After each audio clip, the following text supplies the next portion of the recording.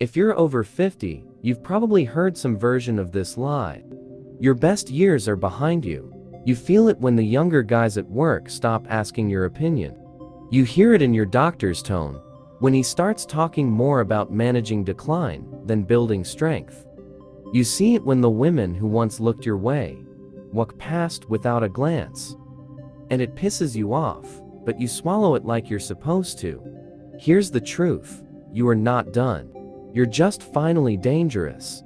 Because for the first time in your life, you've got the experience, the lessons, the scars, the insight, and most of all, you've run out of time to waste. This isn't a motivational speech. It's a call to arms, not to fight the world, but to claim your final form. Because while the world worships youth, Stoicism teaches something deeper. The older you get, the more unshakable you must become. So let's talk about what that looks like in action, a theory, a philosophy.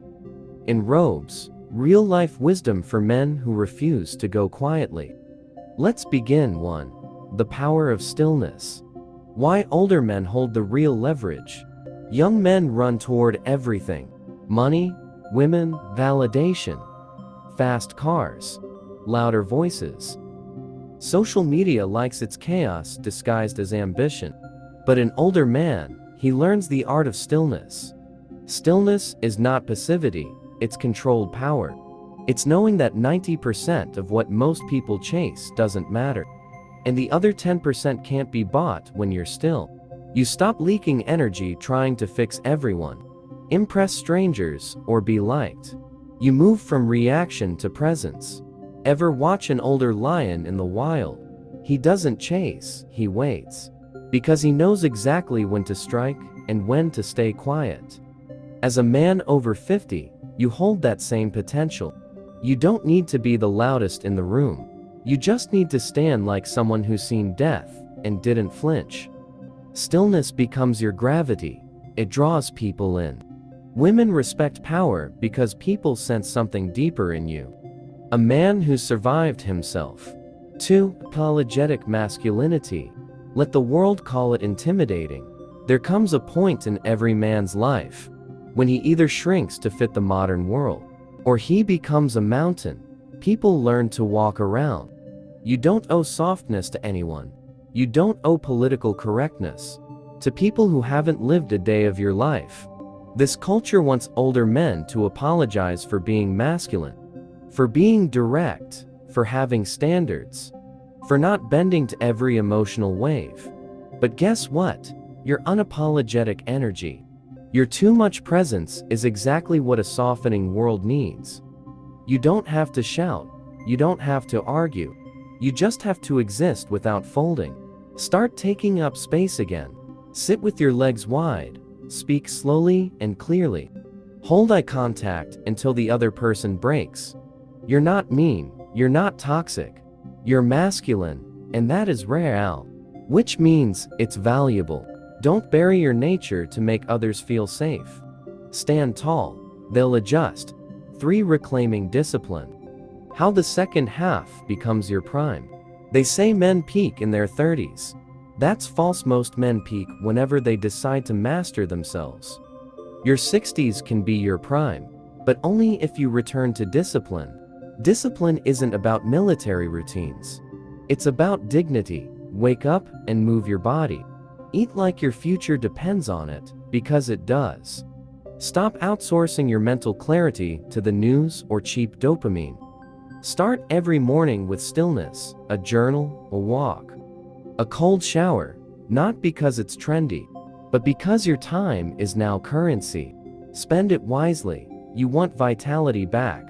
Train your body again. You want clarity. Stop consuming trash content and start building your cathedral of thought. The older you get, the more your actions echo. You're not just living, you're leaving behind a blueprint. Leave a strong one.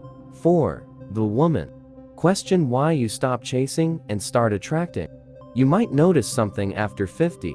The chase gets old. The games get boring. You no longer want to impress. You want to be met, and here's the paradox. The moment you stop chasing women, is the moment you start attracting them. Not the flaky kind, not the ones who want status or sugar daddies, but the rare woman who sees your quiet power and leans in. This only happens when you stop living on the outside.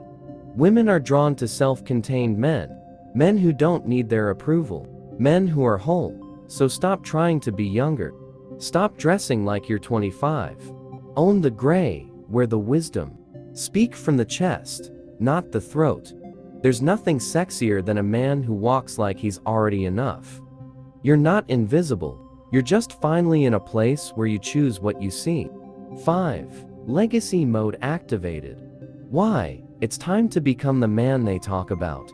When you're gone, this final chapter, it's not the end. It's the moment where everything counts.